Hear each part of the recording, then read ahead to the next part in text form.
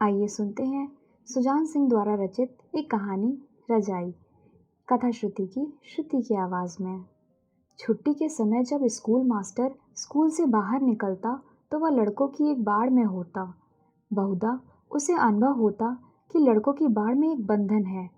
आज उसने सोचा, यदि लड़कों का प्रवाह सदैव इसी प्रकार ना चलता रहे तो उसका जीवन भी सूखी नदी के रेतीले तटों पर व्यर्थ पड़ी नौका के समान नीरस होकर रह जाए।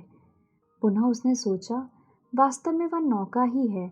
प्रतिवर्ष विद्यार्थियों के समूह पर समूह परीक्षा रूपी किनारों से पार उतारता है। उसकी समझ में न आया कि विद्यार्थी जल प्रवाह और यात्रियों का संग दोनों वस्तुएं कैसे बन सकते हैं। आखिर प्रवाह तो गतिशील ही था, जिसके सहारे उसकी टूटी फूटी जीवन नौका तैर कर एक काम किए जा रही थी। चाहे कठिन से कठिन गणित के प्रश्न मिनटों में हल कर लेने वाली उसकी बुद्धि उस अदृश्य प्रभाव को समझ सकने में असमर्थ थी। मास्टर ने सहज में ही अनेकों परिचितों की सलामों का उत्तर हाथ जोड़कर दिया। अनेकों की नमस्ते, सत श्री अकाल, जय श्री राम, जय राम जी की झुककर ब्याज समेत लौटाई। परंतु भीतर से उसे कोई चिंता खाई जा रही थी। बाजार में तो वह यंत्रवत क्रियाएं करता चला जा रहा था। सहसा एक भागी आ रही गाय उससे बाह्य चेतना में ले गई।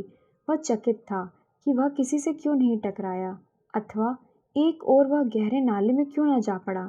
मोड़ घूमते समय उसे कबाड़ी की एक दुकान पर एक रजाई लटकते देखी। मन ही मन काँप कर उसने इधर उधर देखा, कहीं उसे किसी ने पुराने रजाई की ओर ललचाई हुई नज़रों से देखते हुए ना देख लिया हो। वह तेजी से मोड़ मुड़ गया। मास्टर 5 बच्चों का पिता है। आजकल वह इन्हें 5 गलतियां कहता है। पुराने जर्मन और आजकल के रूस में शायद उसकी पत्नी को अधिक बच्चा पैदा करने का मेडल और पुरस्कार मिलता। वह सोच रहा था कि कैसे परिस्थितियां गलतियों को शुद्धियां और शुद्धियों को गलतियां बना देती हैं। काश के परिस्थितियां हर व्यक्ति के बस में होती। परिस्थितियों की कुंजी केवल धनिकों के हाथ में ही ना होती। पाकिस्तान से शरणार्थी होकर आए 3 संबंधी भी उसके पास रहते थे। कभी उन्होंने भी उसके कठिन समय में उसकी सहायता की थी, जब वे स्वयं सुखी थे। मास्टर का वेतन अब सब कुछ मिलाकर 127 रुपये है। बड़ा वेतन है। केवल वह आटा जो उसे सहायता दिए जाने के समय 2 रुपये 13 आने मन था, अब 30 रुपये मन बिकता है। परंतु मास्टर का वेतन तो उचित है, 127 रुपये, प्रोविडेंट फंड काट कर। अतएव वह उन्हें कठिन समय में कैसे आश्रय ना देता। कृतज्ञ ना कहलाने का भी तो मूल्य होता है ना। राशन डिपो पर कई लोग ठहरे थे, परंतु मास्टर साहब को डिपो में से कुछ नसीब ना होता था। मास्टर साहब का वेतन 127 रुपये है। निर्दिष्ट रकम से 1 रुपये अधिक लेने वाला भी डिपो से सस्ता राशन लेने का अधिकारी नहीं, और मास्टर साहब तो पूरे 2.5 रुपये अधिक ले रहे थे। उसके साथ ही किराएदारों में एक बैंक क्लर्क भी था। वह 115 वेतन पाता था। उसकी पत्नी और बस वह, यही उसका परिवार था। उसको राशन मिलता था, परंतु मास्टर जी का परिवार भी तो वेतन की तरह बड़ा था, अतएव वह किसी छूट का अधिकारी नहीं था। मास्टर ने देखा, उससे कई गुना अधिक हैसियत वाले लोग डिपो से राशन ले रहे हैं, परंतु वे तो दुकानदार थे, कोई नौकरी पेशा तो ना था। बेचारी सरकार के पास भी तो उनकी स्वयं लिखी हुई बहियों के अतिरिक्त आय मापने का कोई यंत्र अथवा साधन न था।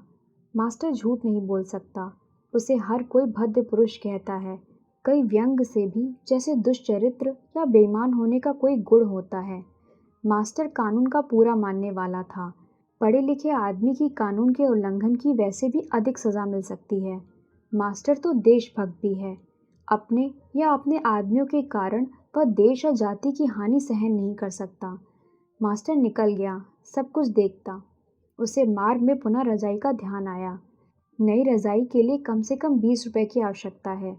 हिसाब लगाया, 2.5 मन आटा, 30 दूना 60 और 15 75 रुपये। घी वनस्पति 12 रुपये, ईंधन 15 रुपये, और बड़ी रकम उसे बाद में याद आई, किराया 30 रुपये, दूध चाय के लिए 13 रुपये और आगे इसी प्रकार। कुल जोड़ 186 रुपये। बजट में प्रति मास लगभग 60 रुपये का घाटा। उसे बजट को चैलेंज करना चाहिए, परंतु उसको गृह विज्ञान के अनुसार नई पुस्तकों एवं पत्रिकाओं पर व्यय की जा रही 7 रुपये की राशि के सिवा कुछ अनावश्यक ना मिला। वह मन ही मन इस खर्च पर लकीरें खींचने लगा था, परंतु उसे अनुभव हुआ कि वह खर्च उसकी खुराक पर हो रहे खर्च से भी अधिक आवश्यक है। आखिर उसने सोचा, मैं मुख्याध्यापक की आज्ञा से ट्यूशन रखूंगा, 30 की आय बढ़ जाएगी, 30 का व्यय जैसे तैसे कम करूंगा। परंतु रजाई के लिए 20 रुपए कहाँ से आएंगे? रजाई सर्दी के लिए बहुत आवश्यक वस्तु है। अतिथियों को अलग अलग चारपाई और बिस्तर देना भी अत्यावश्यक था। 3 लड़कियां इकट्ठी सोती थीं। एक ही चारपाई और एक ही रजाई में सोने से कद नाटे हो जाएंगे। लड़कियों के शरीर नाटे हो जाने से उन्हें आज के संसार में पहले ही कोई नहीं पूछता। कल उसने अपनी घरवाली को उनमें से बड़ी को अलग सुलाने के लिए कहा था। थोड़ी चारपाइयाँ हैं कैलाश, फिर इन्हें अलग अलग करके क्यों नहीं लेटने को कहती तुम? कैलाश ने विनम्र उत्तर दिया था। चारपाई तो एक और है, परंतु और रजाई नहीं है। अभी बिल्लू भी मेरे साथ ही सोता है। 20 रुपए की रजाई, पहले ही बजट में घाटा है।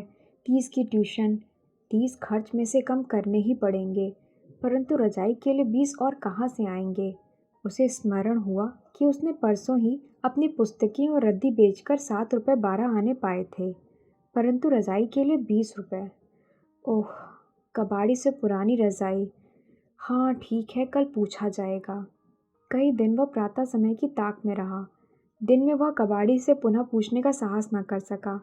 एक दिन रात के समय गया, बाजार बंद था। बेचारा नेशन बिल्डर कॉम का उस्ताद निराश लौट गया। बनाने वाला स्वयं बनाए जाने वालों के हाथों से क्या बन रहा था।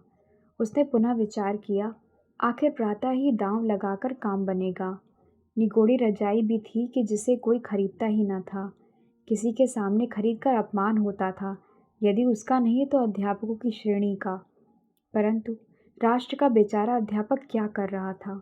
वह किसी से क्यों छुप रहा था? उसने पुनः विचार किया, वह इज्जत को आँच न आने देगा।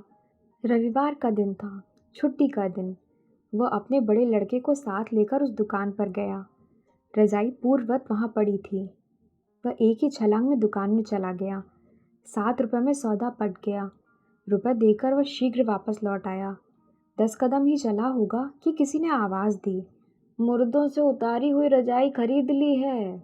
उस्ताद घूमकर देखे बिना न रह सका। कहने वाला एक दर्जी था। पास ही मास्टर का एक शिष्य था, जिसने आज से उसके घर पढ़ने आना था। उसने भी मास्टर के पास आकर कहा, यह तो मुर्दों से उतारी गई रजाइयाँ बेचता है मास्टर जी। मास्टर सच का सा झूठ बोला। हाँ बेटा, परंतु किसी आवश्यकता वाले की आवश्यकता तो पूरी हो जाएगी। कहने का ढंग कुछ ऐसा था कि जिससे संशय हो सकता था कि उसने रजाई किसी अन्य व्यक्ति के लिए खरीदी है। आखिर यदि यह झूठ भी था तो धर्मपुत्र युधिष्ठिर के बोले झूठ से बुरा न था। दिन भर रजाई धूप में पड़ी रही। शाम हो जाने पर रजाई कमरे में लाई गई। दीपक जलने के बाद वही लड़का पढ़ने के लिए आ गया। उसने रजाई पड़ी हुई देखकर नमस्ते कहने के बाद पूछा, क्यों मास्टर जी, यह वही रजाई है ना?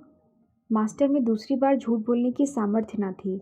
उसने कहा, वही है बेटा, परंतु आज मैं तुझे पढ़ा ना सकूंगा, मेरी तबीयत कुछ खराब है, तू कल आ जाना।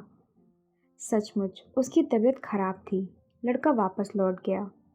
मास्टर ने रसोई में काम कर रही घरवाली से कहा, कैलाश, नई रजाई मुझे दे दो, मेरी वाली पहली रजाई लड़कियों को दे देना।